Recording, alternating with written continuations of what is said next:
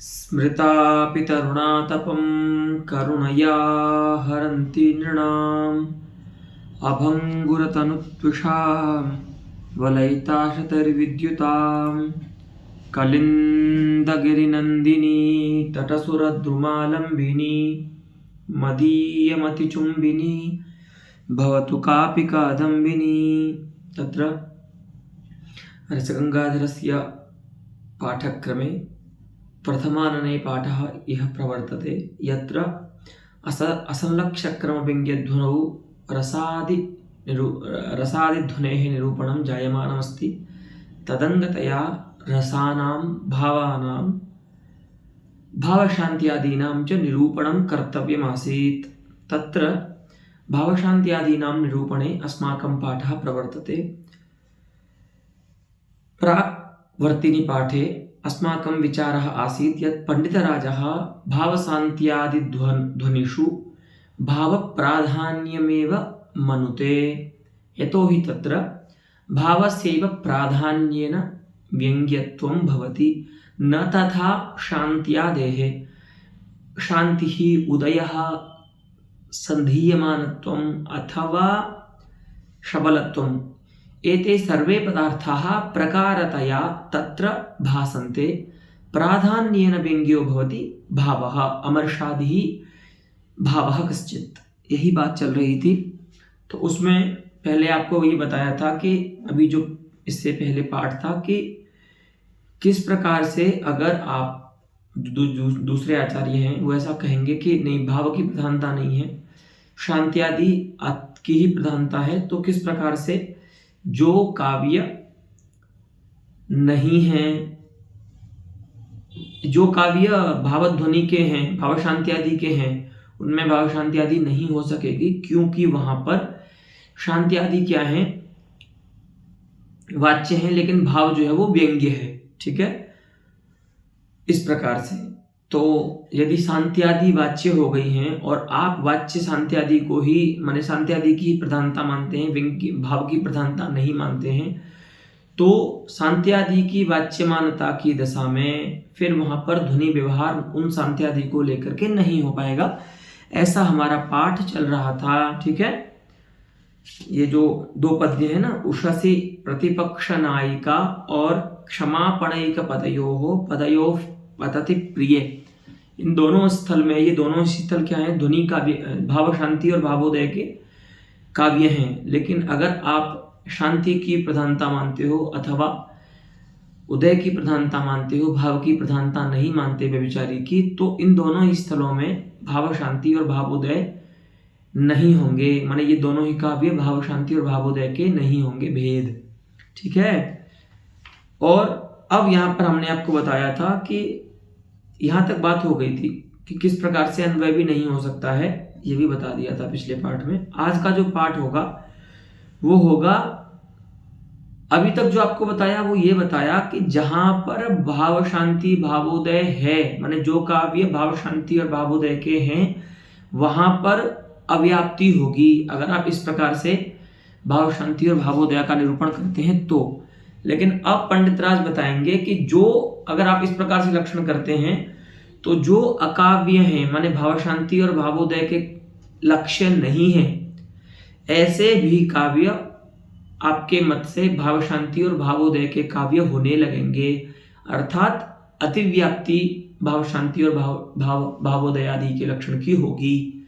ठीक है, अब वह ऐसे स्थल बताएंगे। तो ऐसे स्थल बताएंगे का मतलब यह है कि जहां पर भाव व्यभिचारी जो है वो तो वाच्य होगा, लेकिन शांति आदि जो है वो व्यंग्य होगी। ठीक है, जो कि पूर्व पक्षी कहता है, पंडितराज के प्रतिकूल जो बात है। तो ऐसे काव्य का उदाहरण देते हैं। ठीक है, तो आज का जो पाठ है वो यहीं से होगा। एवमपि निर्वासयन्तीं धृतिमंगनानां शोभां हरेरेण दृशोपयन्त्याः चिरापराध स्मृतिमांसलोपि रोषक्षण प्रागुणिको बभूव। ठीक है, कश्चित् नायकः निनीशति नायिकां, है ना, स्वाम तो सः अनुनिनिषुः नायकः प्रार्थनां करोति तथापि नायिकायाः मानभंगो न भवति, उस नायिका का मानभंग नहीं हो रहा है। तो फिर प्रार्थना वो जब अधिक की तो उसका मान भंग हो गया। तो मान के भंग हो जाने पर किस प्रकार से वो उसका वर्णन कर रहा है चित्र का। निर्वासयन्तीं धृतिमंगनानां शोभां हरेरेण दृशोपयन्त्याः दयन्त्याः, धेट पाने धातु है।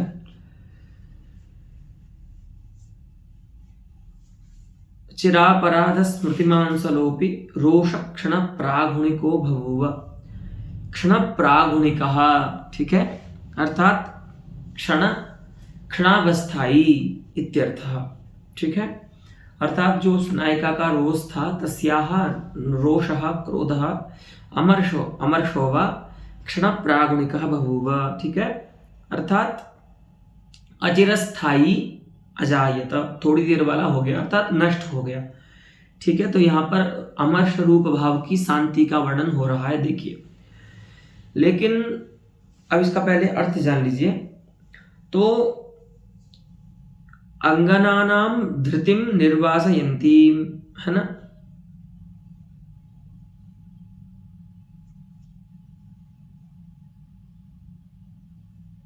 जिसने अंगनाओं के धैर्य को समाप्त कर दिया है, ठीक है, ऐसी अंगनानाम धृतिम निर्वासयन्तीम, और ऐसी कौन है, हरेः शोभाम दयन्त्याः, है ना,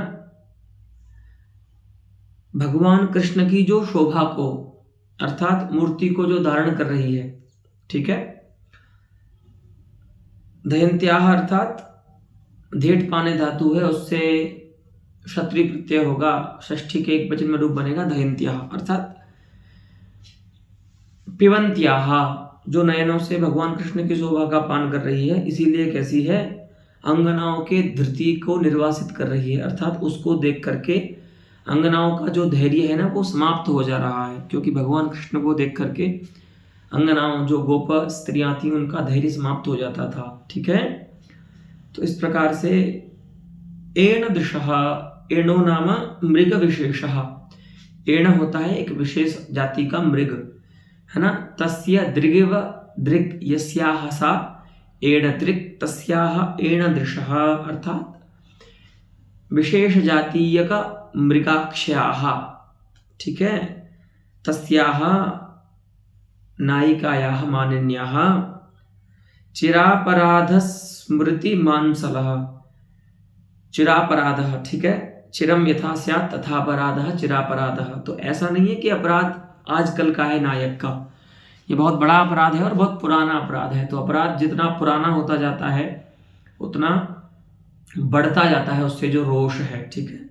अगर अपराध सद्यापराध है तो वो छोटा रहेगा, तो कदाचित नायिका अल्प प्रयास से भी मान जाएगी नायक के। लेकिन जब अपराध चिरकाल स्मृति पुष्ट हो जाता है तो काठिन्य होता है उस ऐसी नायिका को मनाने में। तो वही कह रहे हैं, चिरापराध स्मृत्या यह मांसलः अस्ति पुष्टः अस्ति, बहुत लंबे समय के अपराध की स्मृति से जो पुष्ट हो गया है, अर्थात बढ़ गया है। अगर नायक तभी माफी मांग लेता तो शायद ऐसा रोष नहीं होता नायिका में, लेकिन अब कैसा हो गया है, मांसल हो गया है, पुष्ट हो गया है। सह मांसलोपि पुष्टोपि रोषः क्षण प्रागुणिको बभूव अचिरस्थायी जातः, क्षण में ही नष्ट हो गया, माने थोड़े समय रहने वाला हो गया। इसका मतलब क्या है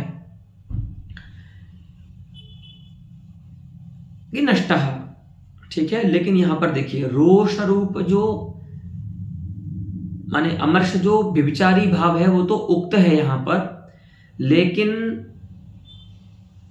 क्षण प्रागुणिक शब्द से जो भाव की शांति है वो व्यंग्य हो रही है, क्योंकि क्षण प्रागुणिक शब्द का जो अर्थ है वो यहाँ पर नाश नहीं है या प्रशम नहीं है, ठीक है। तो देखिए आपको बताया था ना, दो चीज व्यंग्य हो रही है, दो अर्थ व्यंग्य हो रहे हैं। तो भावादि की शांति उदयादि, ये एक बात, और दूसरा भाव, व्यभिचारी भाव। तो यहाँ पर जो व्यभिचारी है अमर्ष, वो तो रोष शब्द से कह दिया गया है कि रोष, तो वो तो वाच्य हो गया। लेकिन जो भाव की शांति है, अमर्ष भाव की जो शांति है नायिका में, माननी में, वह तो यहाँ पर व्यंग्य है, क्योंकि क्षण प्रागुणिक शब्द की शक्ति तो प्रशम अर्थात ध्वंस में नहीं है। तो यहाँ पर क्या हो गया, भाव की जो शांति है, अमर्षाख्यस्य भावस्य व्यभिचारिणः या शांतिरस्ति, प्रशमः यह अस्ति, सोत्र व्यंग्यः अस्ति, वो यहाँ पर व्यंग्य है। तो पूर्व पक्षी के अनुसार क्या होगा, यहाँ पर भाव शांति होनी चाहिए। ठीक है, वही बोल रहे हैं कि इत्यादावपि भाव प्रशम ध्वनित्वापत्तेः, कि अगर आप ऐसा कहेंगे कि भावादि की प्रधानता नहीं होती, अपितु भाव शांति आदि जो है विद्यमान अर्थ, उनकी प्रधानता होती है, तो यहाँ पर देखिए ऐसे भी काव्य हैं जिनको नहीं माना गया है भाव शांति आदि के लक्ष्य। ऐसे जो अलक्ष्य हैं भाव शांति के, वह काव्य भी भाव शांति अथवा भावोदय के लक्ष्य होने लगेंगे, क्योंकि वहां पर आपके मत के अनुसार शांति आदि तो व्यंग्य है, लेकिन रोष जो है वो वाच्य है, क्योंकि रोष व्यभिचारी है। तो व्यभिचारी जब वाच्य हो गया तो भले शांति आदि व्यंग्य हो, ऐसी स्थिति में काव्य शास्त्र में भाव शांति आदि का व्यपदेश नहीं होता है काव्य में, परंतु वादांतर दृशा अत्रापि भाव शांति आदि व्यपदेशः कर्तुम योग्यः भवति। अस्तु, क्यों? क्योंकि भावस्य वाच्यत्वेपि, भाव के वाच्य हो जाने पर भी, रोष इति पदेन अविधीयमानेपि अभिहितेपि भावे प्रधानस्य तत्प्रशमस्य व्यंग्यत्वात्, आपके मत में जो प्रधान होता है प्रशम अथवा ध्वंस, नाश, शांति, वो तो यहाँ पर व्यंग्य ही है। तो आपके अनुसार क्या हो जाएगा, यहाँ पर जो भाव शांति का लक्ष्य नहीं है, ऐसे काव्य में भी भाव शांति ध्वनित्व की आपत्ति होने लगेगी। ठीक है, तो पहले तो बताई थी अव्याप्ति, कि जो भाव शांति आदि के लक्ष्य हैं वहां वे काव्य भी आपके अनुसार भाव शांति आदि के लक्ष्य नहीं बन पाएंगे। और अभी ये जो काव्य है जो भाव शांति आदि के लक्ष्य नहीं है, वे भाव शांति आदि के लक्ष्य बनने लगेंगे। तो इत्थम उभयथा अनौचित्यम प्रसरति, है ना, शांत्यादेः प्राधान्येन विद्यमानतायां स्वीकृतायां। अस्तु, फिर बोलते हैं उभयोरपि, अपूर्व पक्षी की अपेक्षा से बोल रहे हैं, उभयोरपि अवाच्यत्वम अपेक्षितम इति चेत। अब पूर्व पक्षी बोलेगा कि भैया हमने तो ऐसा कहा ही नहीं है, हम भले ये बोलते हैं कि शांति, उदय, संधि और सबलता इनकी प्रधानता होती है, लेकिन हमने ये नहीं बोला है कि दोनों में से कोई एक वाच्य होगा, माने भाव यदि वाच्य होगा तो भी वहां पर भाव ध्वनि, भाव शांति आदि का ये भाव शांति, भावोदय आदि काव्य का व्यवहार होगा, ऐसा हम नहीं कहते हैं। तो बोले आप क्या कहते हैं? तो कहते हैं कि जहां पर दोनों ही व्यंग्य होंगे वहां पर ही भाव शांति, भावोदय, भाव संधि और भाव सबलता इस प्रकार के व्यपदेश होंगे।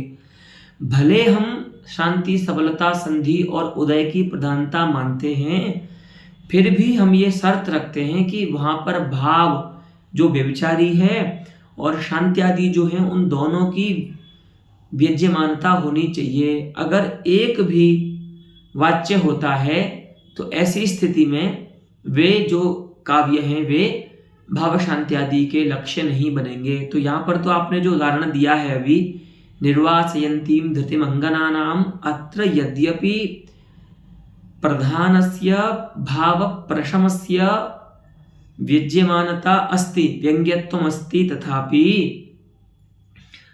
तत्र प्रकारीभूतस्य भावस्य तो व्यंग्यत्वम नास्ति। अत्र उसमें जो प्रकार है अमर्ष रूप व्यभिचारी, वो तो यहाँ पर व्यंग्य नहीं है, वो तो वाच्य है।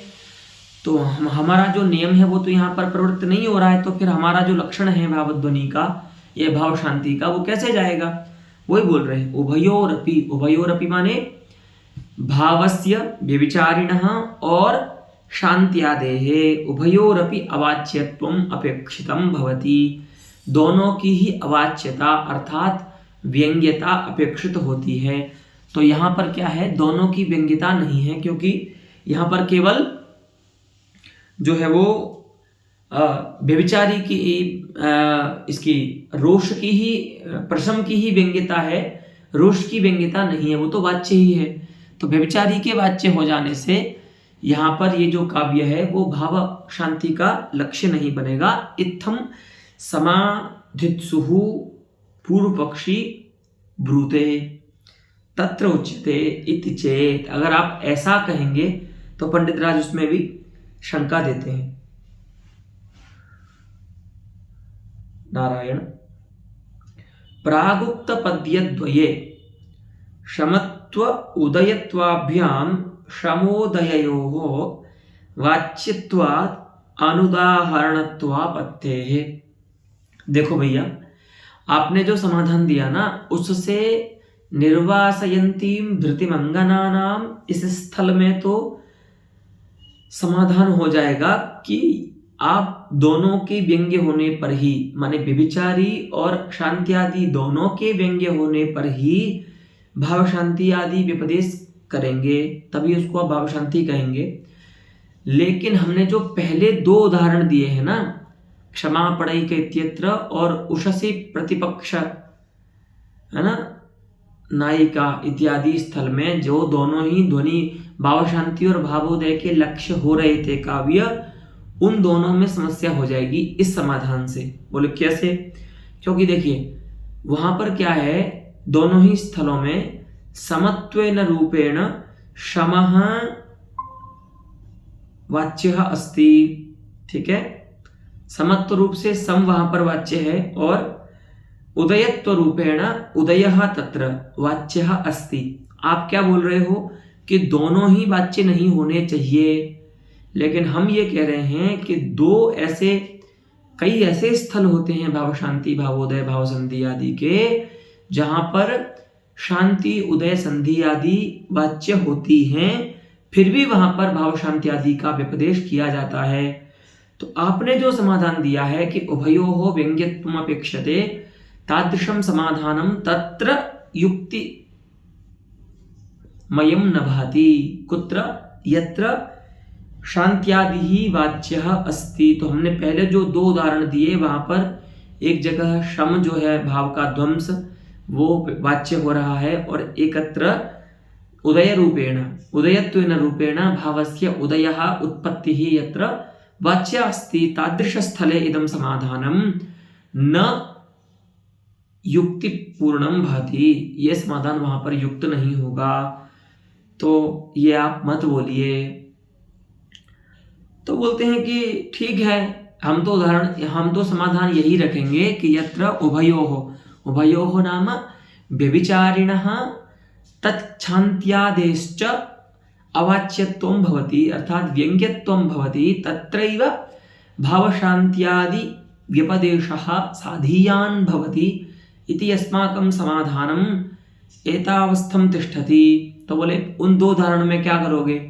तो पूर्व पक्षी कह रहा है कि उन दो उदाहरणों को हम ध्वनि भाव शांति और भावोदय का उदाहरण मानते ही नहीं है। तो ये तो हमारी इष्टापत्ति हो रही है ना, कि जिनको जहां पर हम भाव शांति और भावोदय नहीं मानते हैं, वहां पर भावोदय और भाव शांति का लक्षण प्रवृत्त नहीं हो रहा है, तो ये तो इष्टापत्ति है ना। ऐसी आपत्ति अगर आती है जिससे कोई वादी का हित होता है, ऐसी आपत्ति को बोलते हैं इष्टापत्ति। तो बोलते हैं कि ये तो हमारी इष्टापत्ति है कि उन दो, पूर्व पक्षी बोल रहा है ये बात, ठीक है, तत्र भवता दर्शतयोः द्वयोः उदाहरणयोः यदि भवशान्त्यादि लक्षणम् अस्माकं न गच्छति, अस्माकं समाधानं तत्र न प्रवर्तते चेत् अस्माकम् इष्टापत्तिरेव, यतोहि तदुदाहरणद्वयं वयं भाव शांत्यादेह न ब्रूमः। उन दो उदाहरणों को हम भाव शांति और भावोदय का उदाहरण नहीं मानते हैं, तो फिर हमारा समाधान वहां प्रवृत्त नहीं हो रहा है, तो ये हमारी इष्टापत्ति ही है। तो बोलते हैं आपके मन से नहीं हो सकता, है ना, क्योंकि कौन सा काव्य भाव शांति का है, कौन सा काव्य भावोदय का है, कौन सा भावध्वनि का है, कौन सा रसादित ध्वनि का है, ये तो हृदयों के अनुभव पर आश्रित है ना। आप हम तो नहीं कह सकते हैं, तो कह रहे हैं कि सहृदयानाम तत्र इष्टापत्तिरपि भवताम या इष्टापत्तिरस्ति सा सहृदयानाम अनुचिता अस्ति। वो सहृदयों के लिए अनुचित है, क्योंकि सहृदयों का प्रमाण है कि उन दोनों काव्यों में भाव शांति और भावोदय प्रधान रूप से हैं। ठीक है, तो ते काव्ये भाव शांति ही भावोदयः इति द्वयोः अस्ति। इन दोनों के ही काव्य हैं। ठीक है, अतः आप वहां पर इष्टापत्ति भी नहीं बता सकते। ठीक है, तो क्या करना है, तो उसके लिए बताते हैं। अब यहां पर सिद्धांत का पुनः कीर्तन कर रहे हैं। तस्मात् अर्थात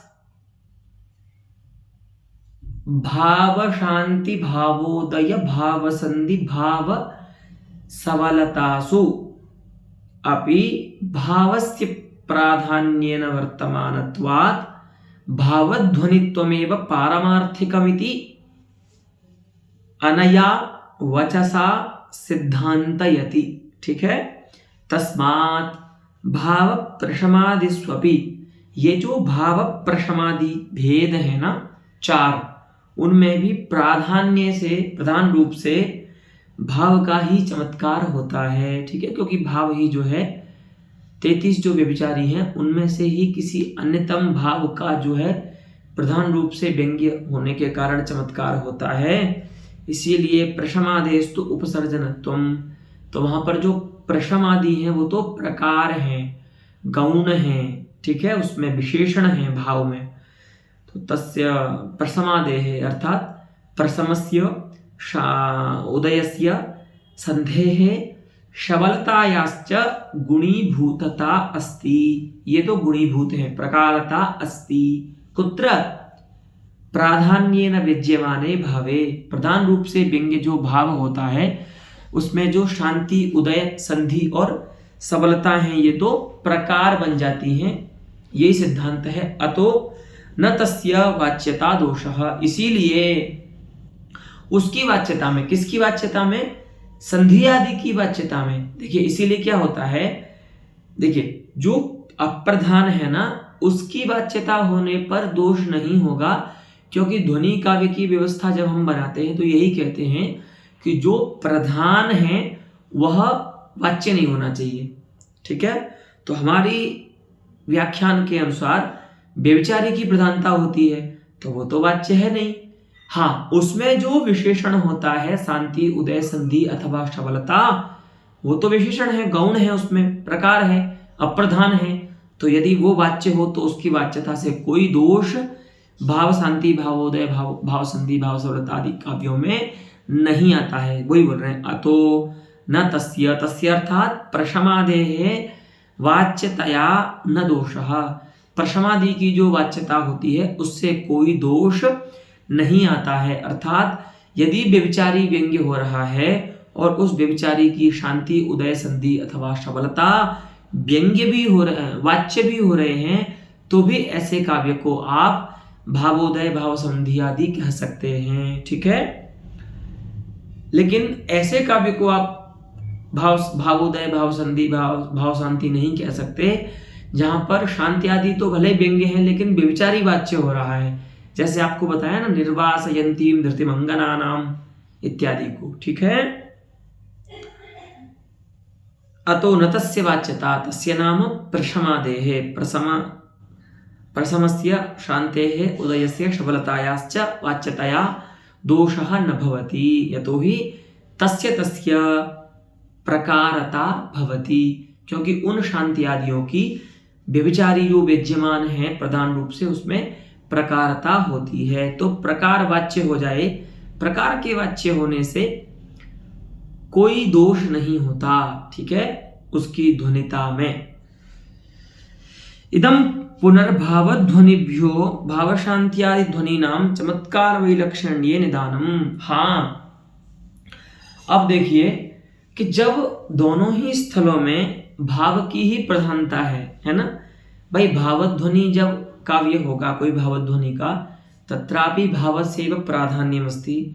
भावशांत्यादि भेद चतुष्टयेपि भावस्यैव यदि प्राधान्यमस्ति चेत् कोऽयं चमत्कार विशेषः यद्वशात् भावध्वनिः भावशांत्यादिः इति पृथक् व्यपदेशः काव्यशास्त्रे श्रूयते। ऐसा क्या वैलक्षण्य है जिसके चलते एक को आप भावध्वनि कहते हैं और दूसरे को भावशांत्यादि ध्वनि कहते हैं? क्योंकि दोनों ही स्थल में तो भाव की ही प्रधानता है। आप बोल भी रहे हो कि यथा भावध्वनौ व्यभिचारिणः प्राधान्येन विद्यमानता भवति तथैव भावशांत्यादिष्वपि व्यभिचारिण एव प्राधान्येन विद्यमानता भवति। तो जब प्राधान्येन विद्यमानत्व रूप साधारण धर्म है दोनों ही ध्वनियों में, भावध्वनि और भावशांत्यादि ध्वनि में, तो पृथक व्यपदेश क्यों किया गया? तो उसमें निदान बता रहे हैं, चमत्कार की विलक्षणता में हेतु बता रहे हैं, क्या बीज है। ठीक है, तो देखिए, वैसे आपको ये पहले पाठों में बताया गया है, लेकिन फिर भी सुन लीजिए। यदेकत्र चर्वणायाम भावेषु स्थित्यवच्छिन्नामर्षादित्वम, ठीक है, सत्तावच्छिन्न अमर्षादित्व प्रकार होता है, ठीक है, या केवल अमर्षादित्व प्रकार होता है भावध्वनि स्थल में।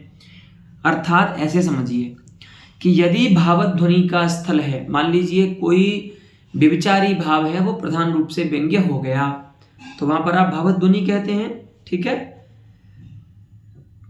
तो वहां पर जो व्यज्यमान व्यभिचारी है उसमें अमर्षत्व प्रकार रहेगा, उससे अधिक कोई प्रकार भाषित नहीं होता है। ये बात आपको हमने पहले बताई थी। ठीक है, या उसको ऐसा भी कह सकते हैं कि स्थित्यवच्छिन्न अमर्षादित्व, माने सत्ता से विशिष्ट, अवस्था से विशिष्ट जो अमर्षादि भाव है वो व्यंग्य होते हैं। ठीक है, तो अवस्था विशिष्ट अमर्षादि होना एक बात है। ठीक है, सत्ता विशिष्ट अमर्षादि होना ये एक बात है, ये भावध्वनि में होते हैं। लेकिन ये तो सत्ता सामान्य है, लेकिन शांति विशिष्ट अमर्षादि, शांत्यवस्था विशिष्ट अमर्षादि, देखो एक तो हो गए अवस्था विशिष्ट अमर्षादि माने सत्ता सामान्य से विशिष्ट अमर्षादि, एक हो गए शांति की जो अवस्था है उससे विशिष्ट अमर्षादि। तो दोनों में कुछ विशेष तो हो रहा है ना, एक जगह अवस्था सामान्य है और एक जगह ध्वंस रूप अवस्था है, वो अवस्था विशेष है। तो ये क्या होता है, भाव शांति आदि में होते तो अमर्षादि भाव ही प्रधान रूप से व्यंग्य हैं, लेकिन अभी तक उनमें जो अवस्था सामान्य विशेषण बन रही थी अथवा अमर्षत्व जो शक्यतावच्छेदक धर्म है वही प्रकार बन रहा था, उससे अधिक भाव शांति आदि स्थल में शांति, उदय, संधि और शबलता ये अधिक प्रकार बनने लगते हैं। ठीक है, ये बात आपको पहले भी बताई है। ठीक है, तो शांत्यवस्था विशिष्ट अमर्षः, उदयावस्था विशिष्टामर्षः, है ना, संध्यवस्था विशिष्टामर्षः और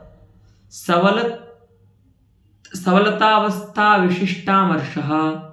इस प्रकार से एक एक अधिक प्रकार, एक एक अधिक विशेषण जो है वो भाव शांत्यादि स्थल में व्यभिचारियों में भाषित होने लगता है, जिसके कारण कुछ चमत्कार में वैलक्षण्य आता है। और इसीलिए उसके लिए हम व्यपदेश करते हैं, इदम काव्यम भावध्वनि ध्वनेः काव्यम भावध्वनेः स्थलम, इदम काव्यम भावशांतेः स्थलम, इदम काव्यम भावसंधेः स्थलम, इदम काव्यम भाव शबलतायाः स्थलम। ठीक है, तो यही विशेष है जिसके कारण वहां पर पृथक व्यपदेश किया जाता है। ठीक है, वही बता रहे हैं कि यदेकत्र माने भावध्वनौ चर्वणायाम भावेषु स्थित्यवच्छिन्न अमर्षादित्वम अमर्षादित्वमेव वा, दो प्रकार बन सकते हैं भावध्वनि में जो विद्यमान व्यभिचारी है उसमें। एक तो स्थित्यवच्छिन्न अमर्षादि माने अवस्था विशिष्ट अमर्षादि, सत्ता सामान्य विशिष्ट अमर्षादि, अथवा उसका जो शक्यतावच्छेदक है अमर्षादि धर्म, अमर्षादित्व धर्म, वो प्रकार होता है कहाँ? भावध्वनि में। लेकिन अन्यत्र अर्थात भाव शांत्यादि ध्वनौ तु प्रशमावस्थात्वादिरपि, माने जो पहले प्रकार बन रहा था उतना प्रकार तो रहेगा ही, उसके साथ एक अधिक धर्म भाषित होने लगता है।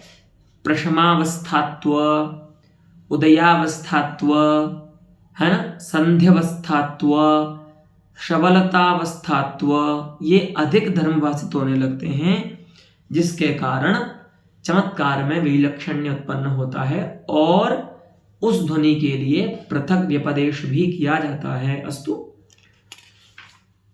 रसस्य तु, अब प्रश्न होता है कि यथा भावमादाय तच्छान्त्यादेः व्यवस्था इह उपादीयते तथैव स्थायिनमादाय तच्छान्त्यादिः लक्षयितुं शक्यते वा।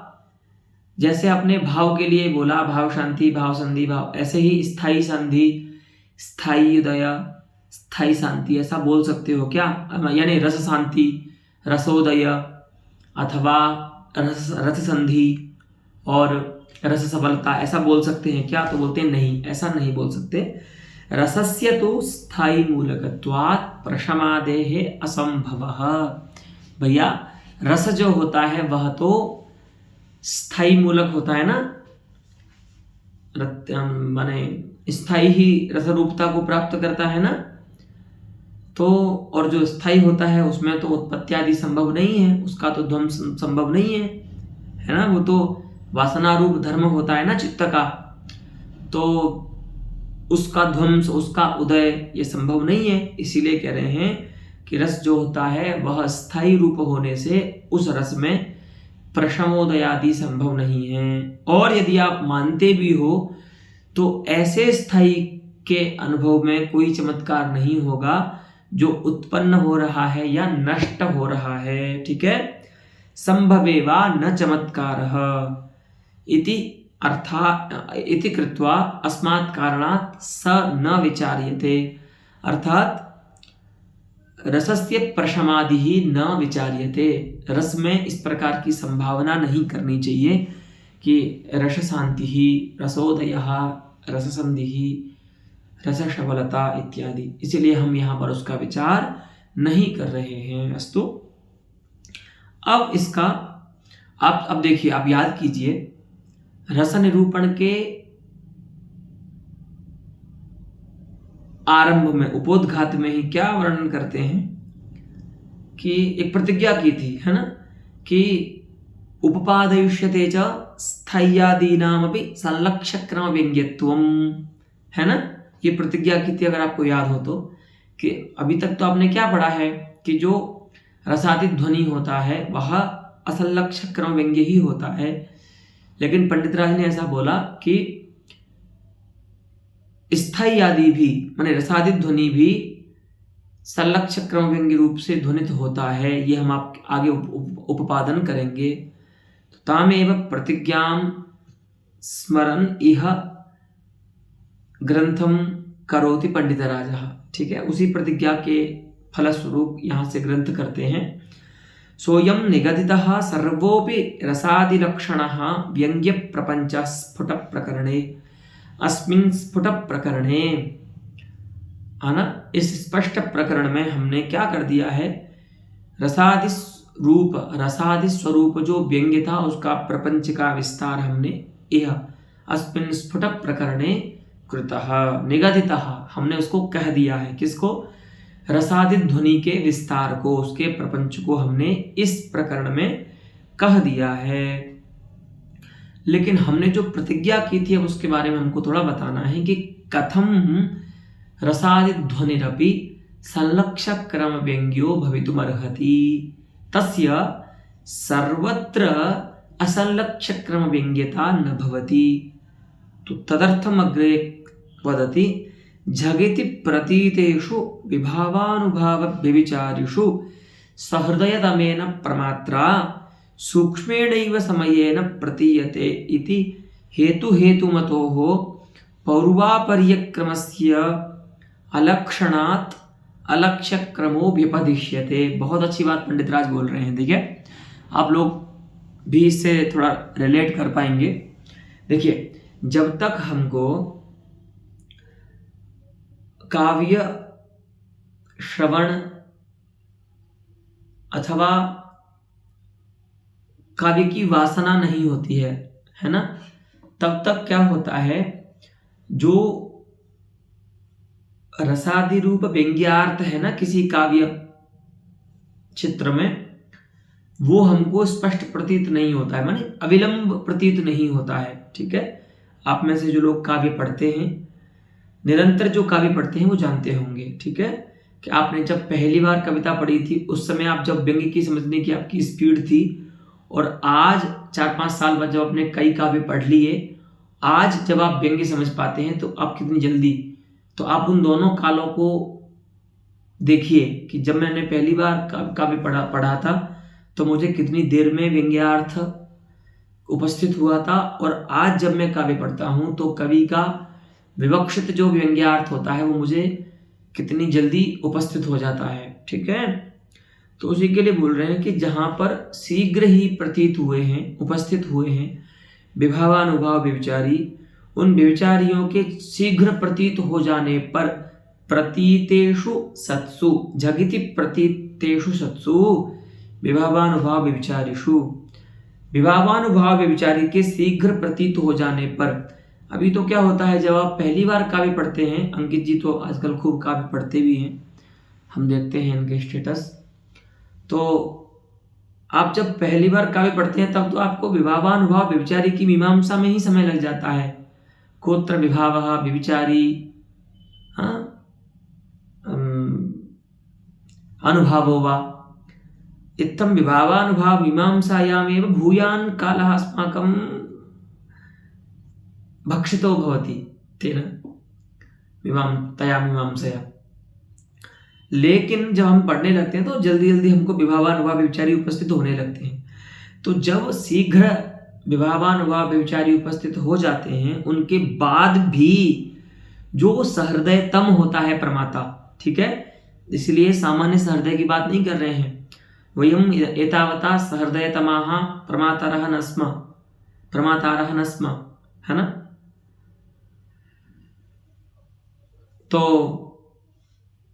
बोल रहे सहृदयतमेन प्रमात्रा, जो अत्यंत काव्य वासना वासितांतःकरण है, काव्य वासना से जिसका जो अंतःकरण है वो अच्छे से वासित हो गया है, संबद्ध हो गया है, ऐसा जो सहृदय है, तेन सहृदयतमेन प्रमात्रा सूक्ष्मेणैव समयेन प्रतीयते, उसको वो कम ही समय में प्रतीत हो जाता है। कौन?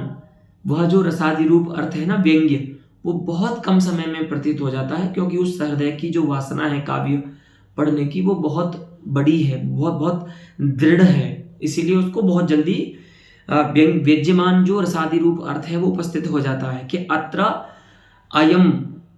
अयम रसः व्यंग्यः अस्ति, ऐसा, क्योंकि बहुत जल्दी उसको विभावादियों की प्रतीति हो जाती है और बहुत शीघ्रता से ही उसको रस भी प्रतीत हो जाता है। इसीलिए इति कृत्वा अस्मात् कारणात् तत्र तस्मिन् स्थले तादृशे प्रमात्रे सहृदयतमाय प्रमात्रे हेतु हेतुमतोः, हेतुरत्र विभावानुभाव व्यभिचारी कदम्बः, हेतुमान अत्र रसः। ठीक है, तयोः हेतु हेतुमतोः, यहाँ पर जो हेतु और हेतुमान अर्थात विभावानुभाव व्यभिचारी और रस हैं, उन दोनों के मध्य जो पौर्वापर्य क्रम है ना, विभावानुभाव व्यभिचारिणः पूर्वं जायन्ते तत्परम रसो भवति, है ना। तो पौर्वापर्य का जो क्रम है वह क्रम जो है उसका ज्ञान नहीं होता, क्योंकि उस सहृदय को इतनी दृढ़ है उसकी वासना कि जैसे ही उसने काव्य सुना तुरंत उसको विभावानुभाव व्यभिचारी उपस्थित हुए और अगले ही क्षण में उसको विद्यमान जो रस है उसका ज्ञान हो गया। तो ऐसे इस कारण से उस सहृदयतम प्रमाता को हेतु और हेतुमान माने विभवानुभाव व्यभिचारी और रस के मध्य का जो पौर्वापर्य है उसके क्रम का ज्ञान नहीं होता। ठीक है, इसी कारण से अयम एतावता निरूपितः रसादिरूपः व्यंग्यः अर्थः अलक्ष्य क्रमो व्यपदिश्यते। इसीलिए हम इसको अलक्ष्य क्रम व्यंग्य कहते हैं। अब आप बताइए, शास्त्री प्रथम वर्ष का कोई बालक है, ठीक है, और उसको आप बता रहे हैं कि चलापांगाम दृष्टिम स्पृशसि बहुशः वे पथुमतीम। बेटा कुछ समझ में आया क्या है यहाँ पर वक्ता के मन में? तो कैसे समझेगा बालक इतनी जल्दी? तो अब क्या ऐसा जो बालक है प्रमाता, उसको अच्छा तो लगेगा सुन करके, अर्थ जान करके, लेकिन क्या ऐसा जो प्रमाता है उस प्रमाता को दुष्यंतनिष्ठ जो रति है वह श्रृंगार रस के रूप में प्रतीत जो हो रही है वो अलक्ष्य क्रम तया होगी क्या? नहीं होगी, क्योंकि उसको तो कितना विलंब हो गया। विभावानुभाव की उपस्थिति हुई प्रथम क्षण में, उसके बाद उसने विचार किया, तब जाकर के उसको पता चलेगा बहुत देर में, वो भी टीका वीका देखेगा, तब जाकर के पता चलेगा कि अच्छा एतत् शकुंतला विषयणी रतिः अस्मिन् अस्तीति शकुंतला विषय कृतिमानयम दुष्यंतः। ऐसा ज्ञान तो उसको बहुत देर में होगा और उस ज्ञान से तदभिन्न है ना रति का अनुभव करेगा वो, और उस रघुआ रति जो है वो श्रृंगार के रूप में परिभाषित होती है। ये जो क्रम है, तो क्या इस बालक के लिए जिसको इतनी देर में श्रृंगार रस का अनुभव हुआ, क्या उस बालक के लिए यहाँ पर जो व्यंग्य श्रृंगार है वह अलक्ष्य क्रम रूप होगा? नहीं होगा। ये तो किसके लिए होता है अलक्ष्य क्रम व्यंग्य? जो प्रकृष्ट प्रमाता हैं काव्य के, व्यंग्य अर्थ के, उन सहृदयों के लिए। बाकी जो अभी भी काव्य पढ़ना शुरू किए हैं उनके लिए जो रस है वो कभी कभी संलक्ष्य क्रम व्यंग्य भी होता है। वही बता रहे हैं कि यत्र तो विचार वेद्यम प्रकरणम, जहां प्रकरण ही ज्ञान नहीं है, पहले विचार पूर्वक अपने प्रकरण को जाना, विचारेण वेद्यम विचार वेद्यम, तो यत्र विचारेण वेद्यम भवति प्रकरणम अथवा उन्नेयाः वा विभावादयः भवन्ति। या तो प्रकरण जो होता है वो विचार वेद्य होता है तो भी रस जो है वो विलंब से प्रतीत होगा, अथवा विभावानुभाव व्यभिचारी जो हैं वो उक्त नहीं होते, प्रकरणादि से उन्नेय होते हैं, है ना, उनका ज्ञान करना पड़ता है आक्षेप के द्वारा। तो ऐसे स्थलों में सामग्री का विलंब होने के कारण सामग्री विलंबाधीनम, सामग्री के विलंब पर जो अधीन है, ऐसा चमत्कृति में भी मांथर्य अर्थात शैथिल्य, धीमापन, मंथर गति माने धीमी, तो मंथर से भाव मांथर्यम, तो मांथर्य माने शैथिल्य आ जाता है, धीमापन आ जाता है। और वो आया क्यों? क्योंकि सामग्री में विलंब हुआ। सामग्री क्या है? तो रस की सामग्री आप जानते हैं विभावानुभाव व्यभिचारी है। तो विभावानुभाव व्यभिचारी का अगर आपने वहां पर ज्ञान नहीं किया है और उनका ज्ञान आपको प्रकरण के द्वारा हुआ है, तो पहले प्रकरण का ज्ञान कीजिए, फिर प्रकरण से विभावानुभाव व्यभिचारी का ज्ञान कीजिए, तब जाकर के आपको वहां पर रस का ज्ञान होगा। तो सामग्री जो है उसके विलंब के कारण चमत्कृति में भी मांथर्य आ जाता है। ठीक है, सामग्री विलंबाधीनम चमत्कृते मांथर्यम इति। तो सामग्री में विलंब के चलते चमत्कृति का जो मांथर्य है उसके हो जाने से इस रस को हम संलक्ष्य क्रम व्यंग्य भी कहते हैं। संलक्ष्य क्रमोपि एष भवति, यह जो है वो संलक्ष्य क्रम व्यंग्य भी होता है।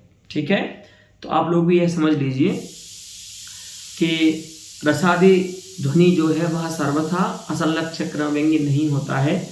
जहाँ पर प्रकरणादि जो है वो आप लोग भी अनुभव करते ही है ना।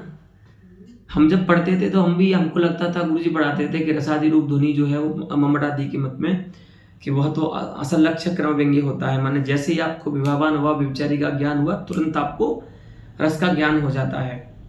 तो हम सोचते थे कि ऐसा तो नहीं होता है। हम लोग कादम्बरी पढ़ते थे शास्त्री में, अथवा अभिज्ञान शाकुंतलम, मेघदूत पढ़ते थे, और शिशुपाल वधम पढ़ा था, हाँ, और नैषद का प्रथम सर्ग पढ़ा था, बहुत सारे काव्य पढ़े। हम सोचते थे हमको तो ऐसा नहीं होता है, हमको तो टीका देख के पता चलता है कि अत्र नलस्य उत्साह प्राधान्येन विद्यते इति कृत्वा अत्र वीररसध्वनिः अस्ति। हमको टीका में देखना होता था, जबकि विभावान हुआ व्यभिचारी का ज्ञान हमको हो रहा है वहां पर। तो ऐसा नहीं होता है कि सर्वत्र जो रसादि रूप व्यंग्य अर्थ है वो असंलक्षण क्रम व्यंग्य ही होगा। हाँ, वो वहां होता है जहां पर प्रमाता हमारे गुरुजी जैसे होते हैं, जिनको तुरंत उपस्थित होते हैं विभावानुभाव व्यभिचारी, और उसके तुरंत बाद उनको क्या होता है, रस की उपस्थिति भी हो जाती है। ठीक है, तो इसीलिए बोला था पंडित राज ने पहले कि उपपादयिष्यते स्थैर्यादीनामपि संलक्षण व्यंग्यत्वम्। तो इत्थम उपपादितम स्थैर्यादीनामपि संलक्षण व्यंग्यत्वम् पंडितराजेन अस्तु। अब उसका उदाहरण भी दे रहे हैं, देखिए। यथा तल्पगतापि च सुतनुः, एतत् पद्यमस्ति, यत् पद्यम् उत्तमोत्तम काव्योदाहरणतया उदाहारि पंडितराजेन अस्तु। द्वितीयम् अथवा तृतीयं, तत्र प्रायः 3-4 वा पद्यानि उदाहृतानि, तेषु अन्यतममिदं पद्यमस्ति। तथा एव इह दृष्टान्ततया पंडितराजः विषयीकरोति इति प्रागुदाहृते पद्ये संप्रति। तो वहां पर आपको बताया था ना कि वैसे यहाँ पर ऐसा व्यंग्यार्थ नहीं आएगा, लेकिन जो संप्रति पद है ना, कि अभी सहन नहीं करती है, तो संप्रति ये शब्द है, उससे वहां पर रति व्यंग्य होती है। ठीक है, विप्रलंब श्रृंगार व्यंग्य हो रहा है। तो इत्येतदर्थावगति ही विलंबेन। तो यहां पर क्या होता है, जब तक आप संप्रति इस पद के अर्थ का विचार प्रकृत प्रकरण में नहीं करते हैं, माने अनुसंधान नहीं करते हैं कि क्यों कभी यहां पर संप्रति पद का प्रयोग कर रहा है, कि अब सहन नहीं कर पा रही है वो, तो ऐसा क्यों है ना। तो संप्रति पद का प्रयोग का कैमर्थ्य जब आप विचार करते हैं, तब जाकर के आपको वहां पर श्रृंगार, नायिका में रति व्यंग्य होती है, एतन नायक विषयणी रति व्यंग्य होती है। तो इसीलिए यहां पर भी क्या है, जो श्रृंगार है वो संलक्षण क्रम व्यंग्य ही है। ठीक है, असंलक्षण क्रम व्यंग्य नहीं है, और जबकि यहां पर क्या है, रसातीत ध्वनि है। ठीक है, तो बोले कि ये तो सभी आचार्य सार्वत्रिक ही मानते हैं कि जहां पर भी रसातीत ध्वनि व्यंग्य होता है, रसातीत ध्वनि होती है, वो तो असंलक्षण क्रम व्यंग्य ही होती है। तो उसके लिए बोल रहे हैं कि नहीं, न खलु धर्मिग्राहकमान सिद्धम, कि भैया धर्मिग्राहकमान होता है सहृदयों का अनुभव। ठीक है, धर्मी माने रस है, उसका ग्राहक मान, उसका उसका उसका ग्रहण कराने वाला प्रमाण क्या है, तो रस के सत्ता में सहृदयों के अनुभव से इतर कोई प्रमाण नहीं होता है। तो धर्मी हो जाएगा यहाँ पर रस, उसका ग्राहक मान हो जाएगा सहृदयानाम अनुभवः, तेना सहृदयानाम अनुभवेन सिद्धम नास्ति। ये बात सहृदयों के अनुभव से सिद्ध नहीं है। रस के ग्रहण में जो प्रमाण है सहृदयों का अनुभव, वो जो है धर्मी ग्राहक मान, उस धर्मी ग्राहक मान से सिद्ध नहीं है। क्या सिद्ध नहीं है, रत्यादि ध्वने हैं अलक्षण क्रम व्यंग्यत्वम्।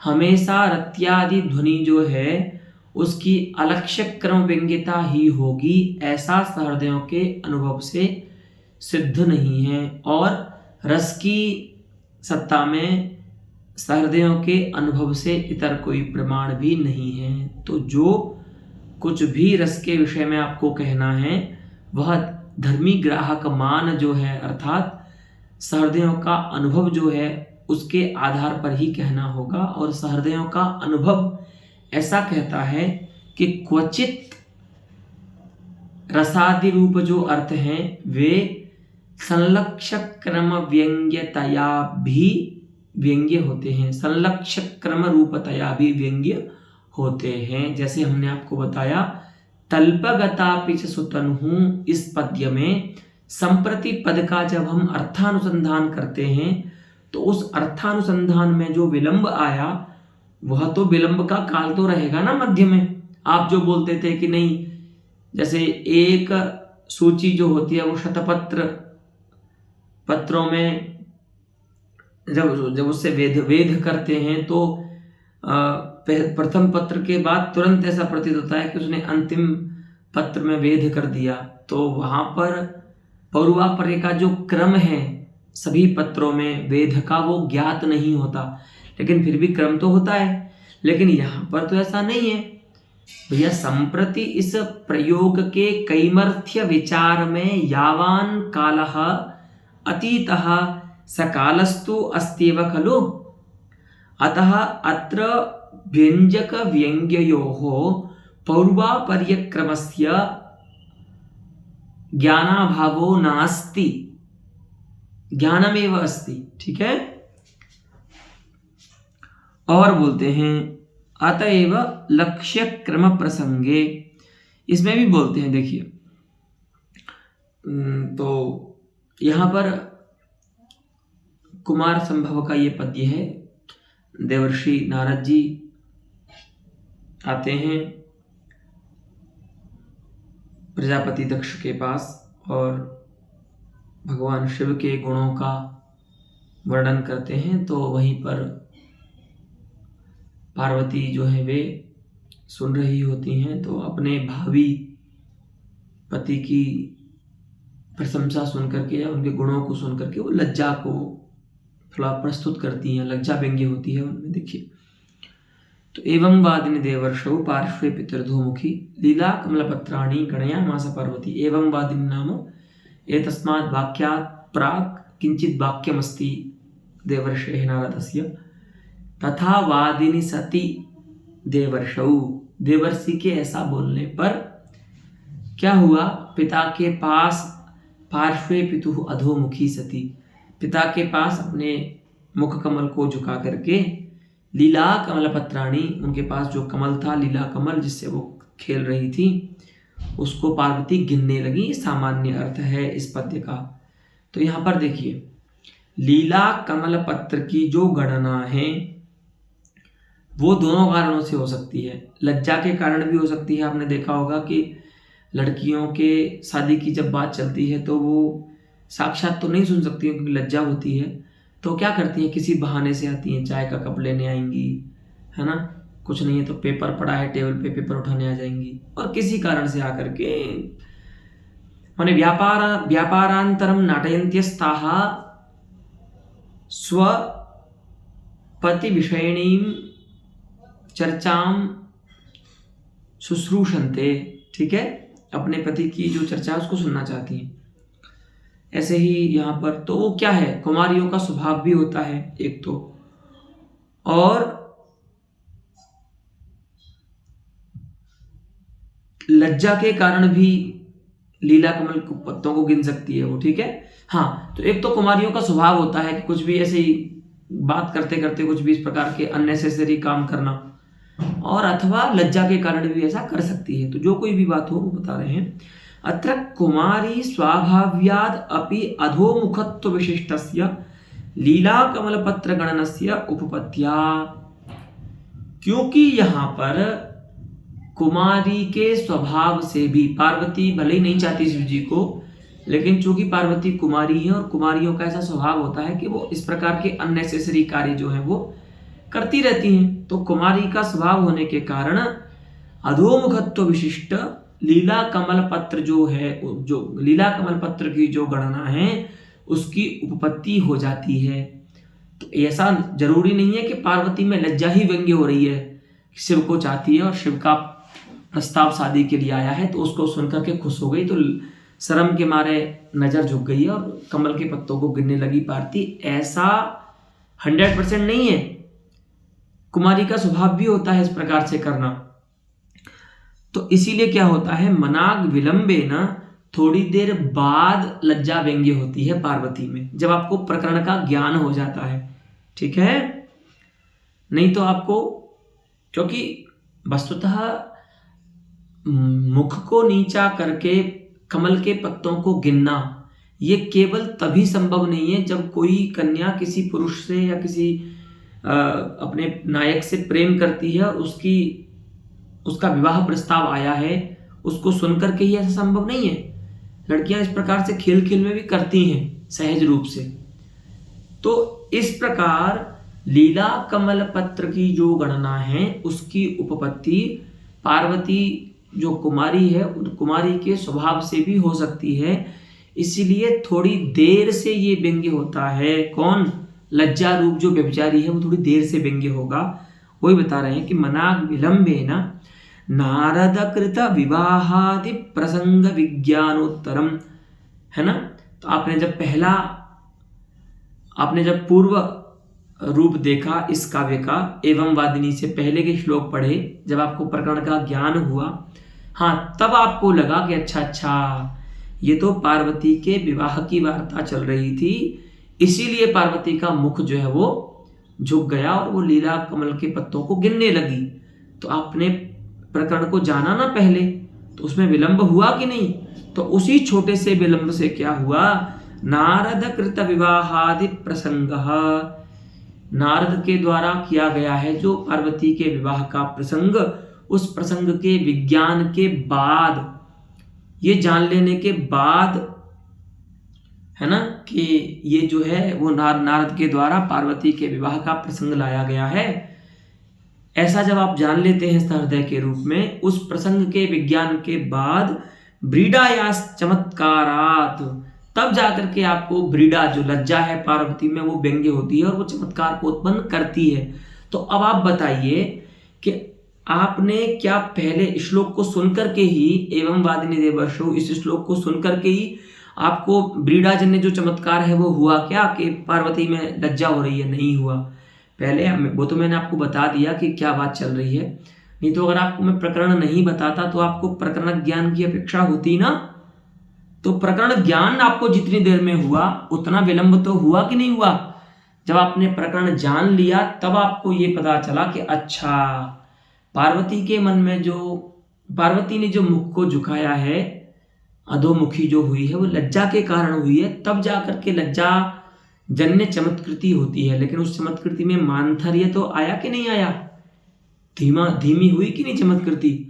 तो यही जो चमत्कृति का धीमा होना है, जो चमत्कृति का मानथर्य है, यही जो है वो रसादि ध्वनि का संलक्ष्य क्रम व्यंग्यता है। ऐसा निरूपण कौन करते हैं? इति प्राहुहु आनंदवर्धनाचार्याः, कि ऐसा जो निरूपण है वो एवं वादिनी देवर्षो, इस स्थल में ध्वनि सिद्धांत के जो आचार्य हैं मुख्य, उन्होंने इस प्रकार से विवेचन किया है, ठीक है।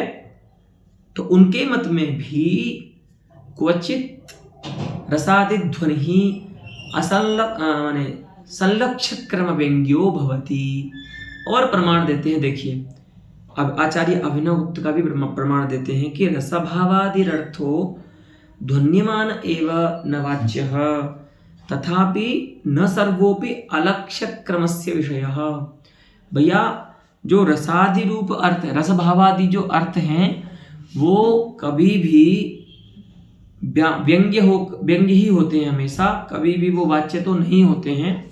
ये तो एक बात है, ठीक है, लेकिन वाच्य न होना उनका दोष नहीं है, लेकिन सभी जगहों पर तथापि न, अब आप बोलेंगे ना, क्योंकि हमने क्या युक्ति दी थी कि संलक्ष्य क्रम व्यंग्य दो अर्थ होते हैं, एक तो वस्तु रूप और अलंकार रूप, ये दोनों ही वाच्य हो जाते हैं, ठीक है।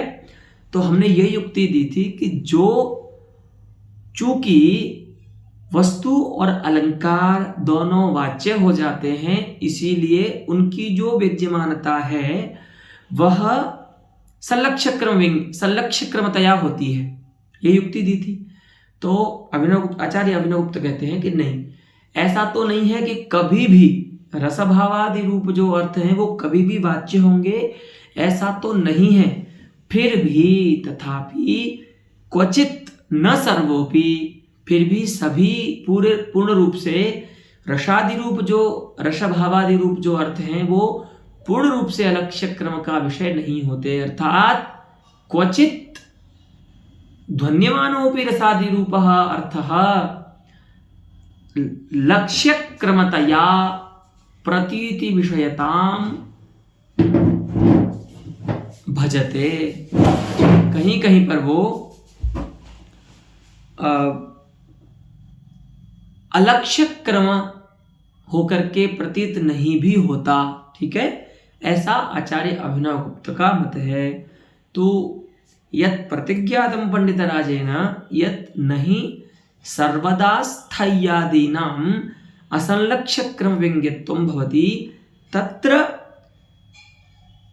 आचार्याणाम् आनंदवर्धनानां पुनः आचार्य अभिनवगुप्तानां च वचः प्रमाण पदवीम् अवतारयति पंडितराजः। वहाँ पर आचार्य अभिनवगुप्त और आचार्य आनंदवर्धन के वचन भी प्रमाण रूप में रखते हैं कि रसादि रूप जो अर्थ है, आदि माने भावादि भी ले लेंगे, वह सर्वदा अलक्ष्य क्रम व्यंग्य नहीं होता है। वो तभी होगा जब कोई प्रमाता प्रकृष्ट होगा, यस्य भूयसी महती काव्य वासना काव्यास्वादन वासना अस्ति तादृशस्य एव सहृदयस्य कृते रसादिरूपः अर्थः विद्यमानः सन् अलक्ष्यक्रमतया प्रतीतो भवति, न तथा सर्वेषां सहृदयानाम्।